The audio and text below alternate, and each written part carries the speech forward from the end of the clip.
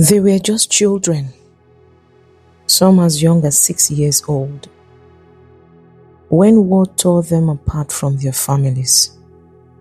They walked for months across deserts and rivers, facing hunger, thirst, and wild animals. Thousands died along the way, but those who survived became known to the world as the Lost Boys of Sudan. This is their true story of survival, loss, and hope.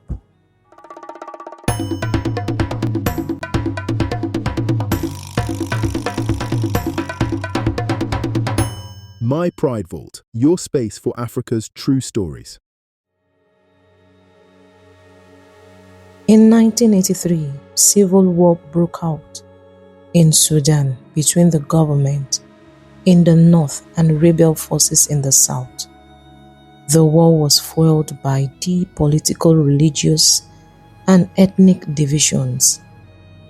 The north was predominantly Arab and Muslims, while the south was largely African ethnic group, practicing Christianity or traditional religions.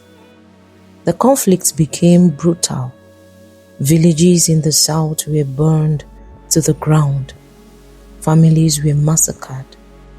Men were forced into the military, and children were not spared from violence. In the late 1980s, one of the deadliest waves of attacks swept through Southern Sudan. Rebel and government forces both targeted civilians. It was during this chaos that thousands of boys, some shepherding cattle, some playing near their homes, were suddenly forced to flee for their lives. Imagine waking up to gunfire, screams, and flames. Many of these boys ran without shoes, without food, without their parents.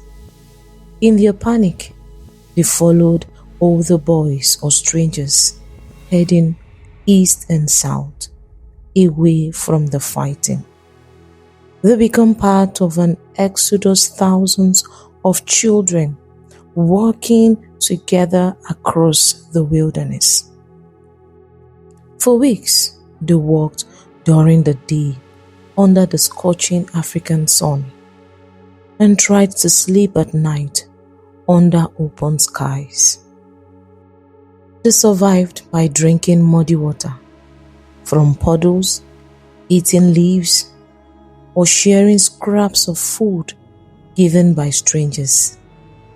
Some were attacked by lions, hyenas, and crocodiles when crossing rivers.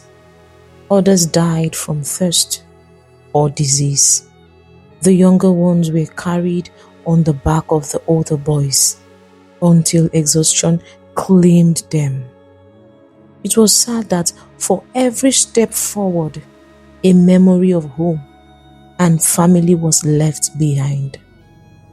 After months of walking, the boys finally reached refugee camp in Ethiopia, where they hoped to find safety. For a short time, they found food, schooling, and shelter. But peace didn't last. In 1991, Ethiopia's government collapsed and fighting erupted near the camps. Once again, the boys were forced to flee, this time back through war zones in Sudan. The journey to Kenya was even more dangerous. The boys had to cross the Gilo River, where many drowned or were killed by crocodiles. Those who survived continued to walk for hundreds of miles until they reached the Kakuma refugee camp in Kenya. By the time they arrived in 1992, thousands had died along the way. Those who made it there often malnourished, sick, and traumatized. Kakuma was harsh. scorching heat, limited food, and overcrowding. But for the first time in years, the boys were relatively safe from war. They began to form makeshift families while older boys caring for younger ones. Some attended makeshift schools run by aid organizations.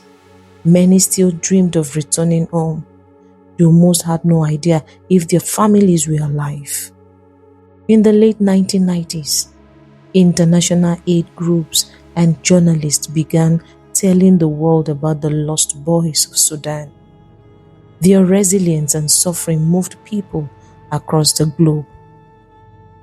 The United States launched a resettlement program, and between 2000 and 2001, about 3,800 lost boys were brought to America.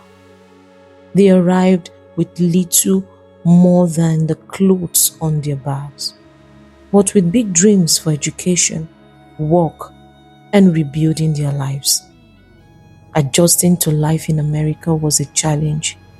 Many had never seen snow, used electricity, or attended formal schools regularly. But they worked hard, studied, and began to build new lives. Some became doctors, teachers, and community leaders. Others returned to South Sudan to help rebuild after the war ended in 2005. Their journey became a symbol of endurance and the human spirit's ability to overcome unimaginable suffering. Today, the story of the Lost Boys is told in books, documentaries, and films. It serves as a reminder of the cost of war on children and the incredible strength they can summon to survive. The Lost Boys of Sudan were children who faced dangers most adults could never survive.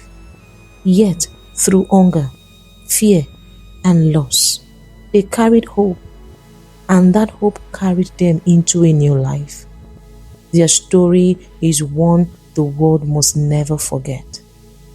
Like and subscribe for more African true life stories of resilience, courage, and hope.